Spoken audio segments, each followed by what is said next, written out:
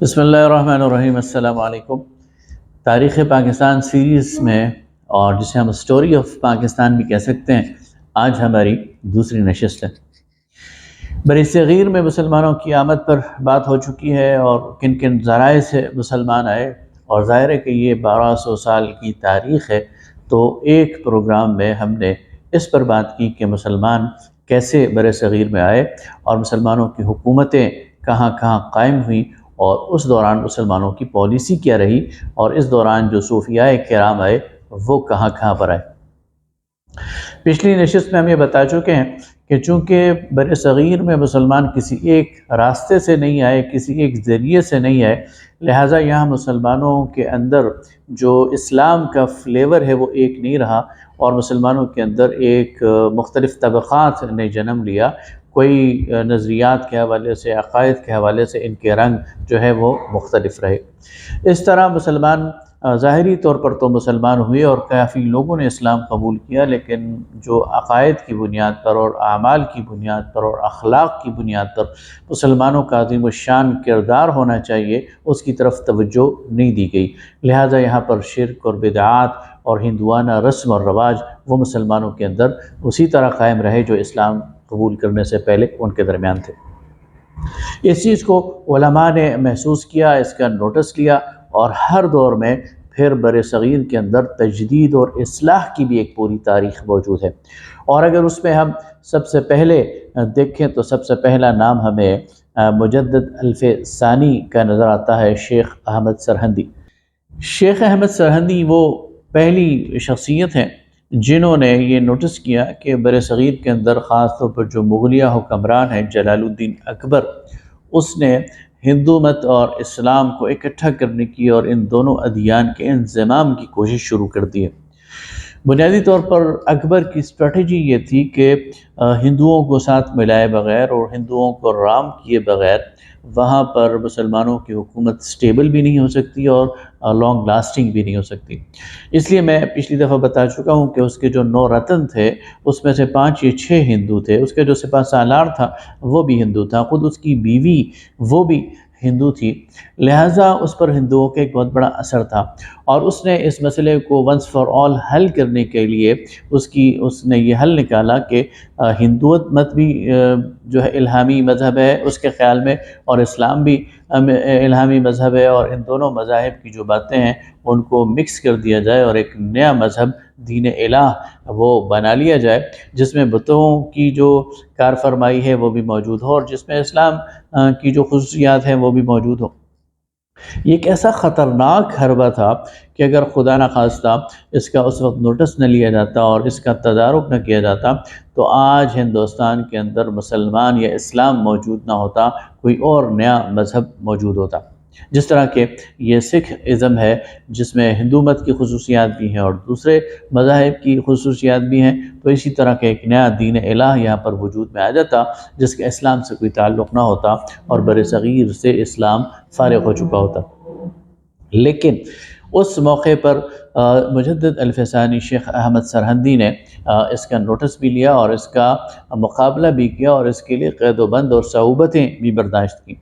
اگر شیخ احمد سرہندی کا تقابل کیا جائے تو بجا طور پر انہیں امام احمد بن حنبل کا ہم پلہ قرار دیا جا سکتا ہے۔ جس طرح امام احمد بن حنبل نے عباسی خلفاء کا جو اعتزال کا نظریہ تھا اور خلق قرآن کے حوالے سے جو ان کے عقائد تھے ان کا مقابلہ بھی کیا، ان کا توڑ بھی کیا، اور اس راستے میں انہوں نے قید و بند کی صعوبتیں بھی برداشت کی، اور اس راستے میں انہوں نے مار بھی کھائی، کوڑے بھی کھائے، اور اپنی زندگی کے زیادہ عرصہ انہوں نے جیل میں گزارا، لیکن استقامت کے ساتھ مقابلہ کیا اور اسلام کا تحفظ کیا اور الحمدللہ اسلام کو بچایا۔ اسی طرح بر صغیر کے اندر یہ کردار شیخ احمد سرہندی نے انجام دیا اور بجا طور پر انہیں مجدد الف ثانی قرار دیا جاتا ہے۔ اور اگر بر صغیر کے اندر 2 قومی نظریہ یعنی مسلمانوں کے ایک الگ تشخص ہے اور مسلمان ہندوؤں سے بالکل الگ ہیں اپنے دین میں، نظریات میں، عقائد میں، تہذیب میں، ثقافت میں، اگر کوئی پہلی شخصیت قرار دی جا سکتی ہے 2 قومی نظریے کو پروموٹ کرنے والی، اس کو واضح کرنے والی اور اس کی پشتیبان، تو وہ شیخ احمد سرہندی کو قرار دیا جا سکتا ہے۔ اصلاح اور تجدید کے حوالے سے بر صغیر میں دوسرا بڑا نام وہ شاہ ولی اللہ محدث دہلوی کا ہے۔ شاہ ولی اللہ محدث دہلوی نے 2 دھاری تلوار کی طرح کام کیا۔ ایک طرف تو انہوں نے قرآن اور سنت کی خدمت کی۔ بر صغیر میں فارسی زبان بولی اور سمجھی جاتی تھی، تو انہوں نے قرآن پاک کا پہلا فارسی ترجمہ کر کے قرآن پاک کی تعلیمات کو عام عوام کے لیے کھول دیا، اور ان کی خواہش یہ تھی کہ بر صغیر کے مسلمان قرآن پاک سے براہ راست استفادہ کریں۔ اس کے ساتھ ساتھ انہوں نے حدیث کی خدمت کی، اس لیے انہیں محدث دہلوی قرار دیا جاتا ہے، اور قرآن اور سنت کی روشنی میں انہوں نے مسلمانوں کے عقائد، ان کے اعمال اور ان کی جو اخلاق ہے ان کی تربیت شروع کر دی، اور اس میں فارسی میں اور عربی میں بے شمار تصانیف ان کی موجود ہیں، جس سے واضح ہوتا ہے کہ وہ ایک عبقری شخصیت تھے، اور اسلام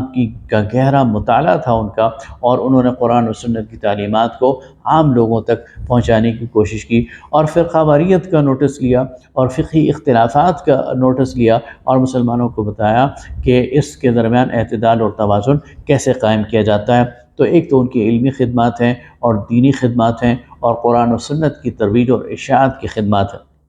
لیکن اس کے ساتھ ساتھ انہوں نے سیاست کا بھی پورا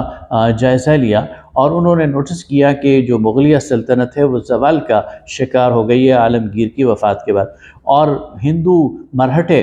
وہ زور پکڑ رہے ہیں، اور اگر ان کو اسی طرح زور پکڑنے دیا گیا تو یہاں پر مسلمانوں کی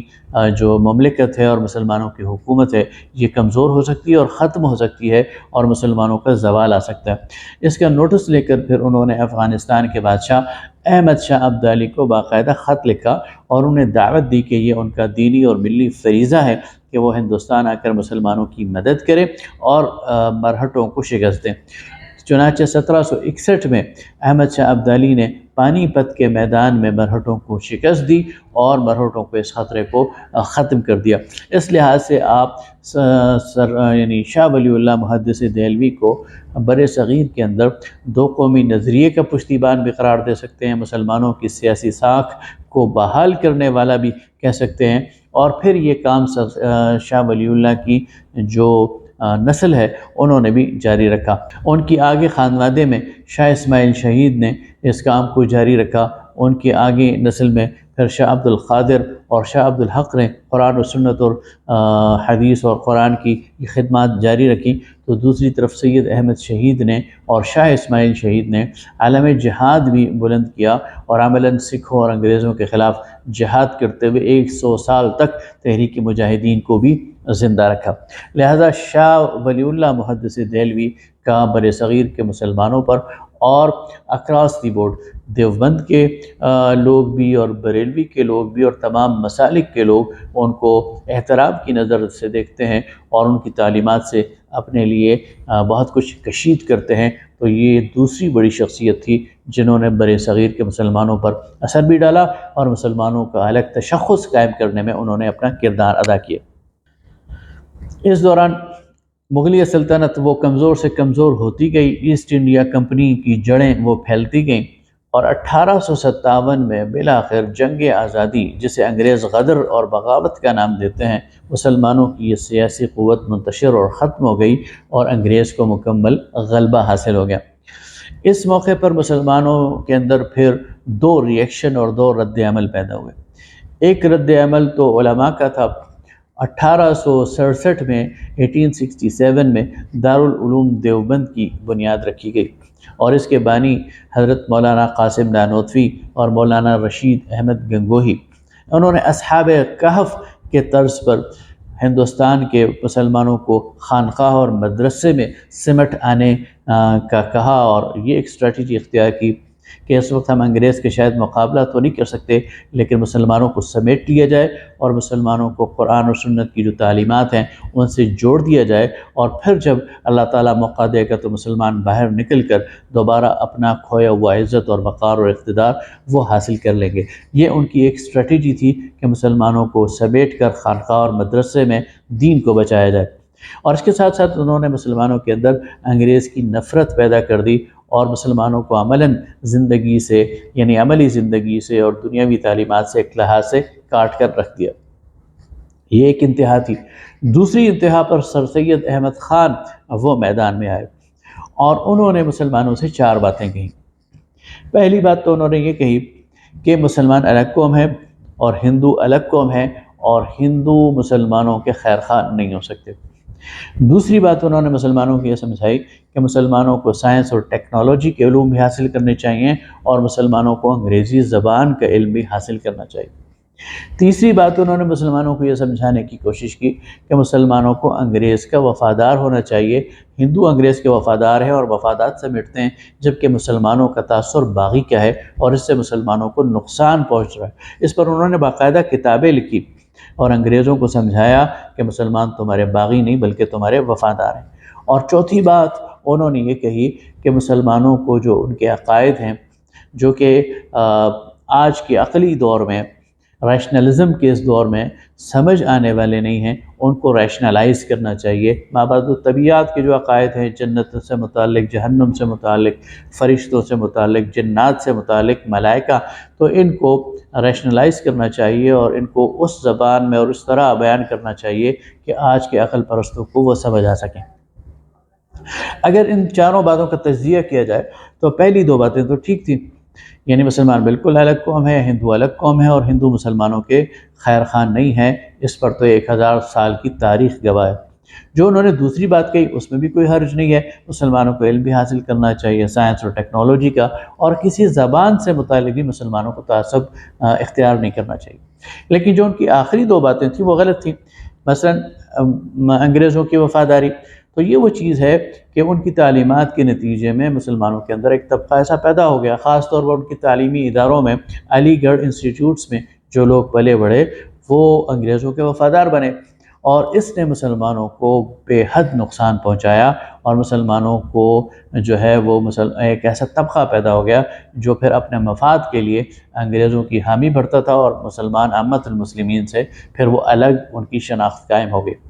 اور وہ جو ان کی آخری بات تھی کہ مسلمانوں کو اپنے عقائد ریشنلائز کرنے چاہیے، اس نے بھی مسلمانوں کے اندر ایک ایسا طبقہ پیدا کر دیا جو اصل اسلام سے دور ہٹ گیا اور جس کے اندر تشکیک پیدا ہو گئی، اور جنہوں نے پھر دین کے عقائد کا ابطال کرنا شروع کر دیا، اور یہیں سے وہ سیکولر اور لبرل طبقہ اس نے جنم لیا۔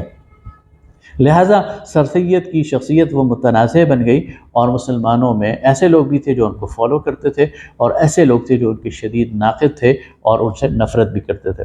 لہٰذا سر سید احمد خان وہ شخصیت ہیں جنہوں نے بر صغیر کے مسلمانوں پر اثر ڈالا، اچھا بھی اور برا بھی، اپنے حامی پہ بھی پیدا کیے اور اپنے جو ہے وہ نقاد بھی پیدا کیے، لیکن بہرحال دو قومی نظریے کے حوالے سے ان کے کردار کو فراموش نہیں کیا جا سکتا۔ اس دوران سیاسی ہلچل بھی شروع ہو گئی اور مسلمانوں کے اندر ایک سیاسی بیداری بھی شروع ہو گئی، اور اس میں جو چوتھی شخصیت ہے جس نے مسلمانوں کے اندر ایک شعور پیدا کیا اور ان کی سیاسی تربیت کی اور ان کو غلامی سے نفرت دلائی اور غلامی سے نکلنے کا ان کے اندر ایک جذبہ پیدا کیا، وہ علامہ اقبال ہیں۔ علامہ اقبال نے اپنے شعر کے ذریعے اور اپنے نثر کے ذریعے اور اپنے خطوط کے ذریعے اور اپنے سیاسی جو اقدامات ہیں ان کے ذریعے امت مسلمہ کے اندر ایک نئی روح پھونکنے کی کوشش کی، ان کا رشتہ اسلام سے، ان کا رشتہ اپنی شاندار تاریخ سے جوڑنے کی کوشش کی، اور مسلمانوں کو یاد دلایا کہ یہ غلامی کا پیریڈ یہ عارضی پیریڈ ہے، یہ مختصر پیریڈ ہے، 1000 سال تک مسلمان دنیا پر حکومت کرتے رہے۔ اس دوران جو علماء کا ایک طبقہ تھا جو بنیادی طور پر دارالعلوم دیوبند سے وابستہ تھا، انہوں نے انگریز کی مخالفت میں ہندوؤں کے ساتھ گٹھ جوڑ شروع کر دیا تھا، اور یہ مسلمانوں کو باور کرانا شروع کر دیا تھا کہ ہندو اور مسلمان مل کر انگریز سے نجات حاصل کریں۔ اور اس میں پھر مولانا حسین احمد مدنی وہ اس حد تک آگے بڑھ گئے کہ انہوں نے فتویٰ دے دیا کہ قومیں اوطان سے بنتی ہیں، اور ہندوستان کے جو مسلمان اور ہندو ہیں ان کے چونکہ وطن ایک ہے تو یہ ایک قوم ہے، ہندوستانی قوم، اور دین کی بنیاد پر قوم نہیں بنتی۔ اس کا نوٹس علامہ اقبال نے لیا، اور ان کو فارسی کا مشہور خطہ وہ پھر زبان زد عام ہو گیا کہ عجم ہنوز نہ دانت رموز دین ورنہ، دیوبند حسین احمد اینچی بلعجبیست، سرود بر سر منبر کے ملت از وطن است، چه بے خبر ز مقام محمد عربیست، به مصطفیٰ برساخ اشراق دی ہم اوست، اگر بھی اون رسیدی تمام بول حبیث۔ اور اردو میں انہوں نے کہا کہ اپنی ملت پر قیاس اقوام مغرب سے نہ کر، خاص ہے ترکیب میں قوم رسول ہاشمی۔ تو علامہ اقبال نے بتایا کہ جو رسول ہاشمی صلی اللہ علیہ وسلم ہے، انہوں نے جو ملت تشکیل دی ہے وہ لا الہ الا اللہ محمد الرسول اللہ کی بنیاد پر ہے، اور وہ ہر لحاظ سے دیگر ملتوں سے اور دیگر اقوام سے مختلف ہے۔ لہٰذا ہندوستان کے مسلمان بالکل الگ ہیں، اپنی تہذیب میں، اپنی ثقافت میں، اپنے عقیدے میں، اپنے رسم میں، اپنے رواج میں، اور وہ ہندوؤں کے ساتھ املگمیٹ نہیں ہو سکتے، انضمام ان کا نہیں ہو سکتا۔ اور یہی وجہ ہے کہ پھر 1930 میں انہوں نے مسلمانوں کے لیے ایک الگ ملک کا خواب دیکھا اور بتایا کہ جہاں مسلمانوں کی اکثریت ہے وہاں مسلمانوں کو ایک آزاد اور الگ ملک ملنا چاہیے، اس کے علاوہ برصغیر کے مسلمانوں کا کوئی اور مستقبل نہیں ہے۔ اس کے بعد برصغیر کے اندر مسلمانوں کے اندر اسلامی روح پھونکنے کے لیے اور دو قومی نظریے کو مزید پروموٹ کرنے کے لیے اگر کوئی پانچویں شخصیت ہے تو وہ سید ابوالعلا مودودی رحمۃ اللہ علیہ کی ہے۔ سید ابوالعلا مودودی نے 24 سال کی عمر میں الجہاد فی الاسلام کتاب لکھی، اور اس کتاب کے ذریعے مسلمانوں کے اندر جہاد کے حوالے سے جو ان کے اندر کمزوری آ گئی تھی اور جہاد پر ان کے اندر جو مدافعانہ پالیسی آ گئی تھی، اور 1857 کی شکست کے بعد مسلمانوں کے اندر جو مغلوبیت کا جذبہ آ گیا تھا اور جو غلامی پر وہ راضی ہو گئے تھے، اس کا پردہ چاک کر کے مسلمانوں کے اندر یہ ہمت اور جرأت اور ان کے اندر یہ اعتماد پیدا کیا کہ یہ جو جہاد کا جذبہ ہے یہ بالکل ٹھیک ہے، برحق ہے، اور ہر مسلمان کو اس سے سرشار بھی ہونا چاہیے، اور مسلمانوں کو اسی راستے کو اپنا کر جو ہے وہ دوبارہ عروج اور ترقی کا راستہ اختیار کرنا چاہیے۔ جہاد کے حوالے سے تمام غلط فہمیوں کو انہوں نے ختم کیا۔ اس کے بعد 1932 سے لے کر اور 1947 تک انہوں نے مسلسل برصغیر کے مسلمانوں کو بتایا کہ مسلمان بالکل الگ قوم ہے، اور کانگریس کا جو اس وقت طوطی بول رہا تھا اور ان کا جو جادو سر چڑھ کر بول رہا تھا اس کو ختم کیا، اس کا مقابلہ کیا، اور واقعتاً مسلمانوں کو یہ بات سمجھا دی کہ مسلمان بالکل الگ ہیں، اور کانگریس کے خوشنما دعوے یہ زہر قاتل ہیں مسلمانوں کے لیے۔ اس وقت جمعیت علماء ہند وہ کانگریس کی ساتھی بنی ہوئی تھی، مولانا ابوالکلام آزاد اس دور میں کانگریس کے نمایاں لیڈر بن چکے تھے اور وہ کانگریس کے صدر بھی رہے۔ اس کے باوجود سید ابوالعلا مودودی کی جو تشریحات ہیں اور ان کا جو مسئلہ قومیت ہے اور تحریک آزادی ہند اور مسلمان کے مضامین ہیں، اس کے نتیجے میں مسلمانوں کے اندر یہ بات بالکل واضح ہو گئی کہ مسلمانوں کا ہندوؤں کے ساتھ مل کر کوئی بھی مستقبل نہیں ہے، اور مسلمان بالکل ہر لحاظ سے الگ قوم ہے۔ اس لحاظ سے سید ابوالعلا مودودی نے دو قومی نظریے کو ایک دینی بنیاد بھی فراہم کر دی، اور دو قومی نظریے کو آسان زبان میں پیش بھی کر دیا، اور اس کا جو یعنی ہر مسلمان کو اس کا داعی بھی بنا دیا، اور ہر مسلمان کو اس کے حوالے سے دلائل بھی فراہم کر دی۔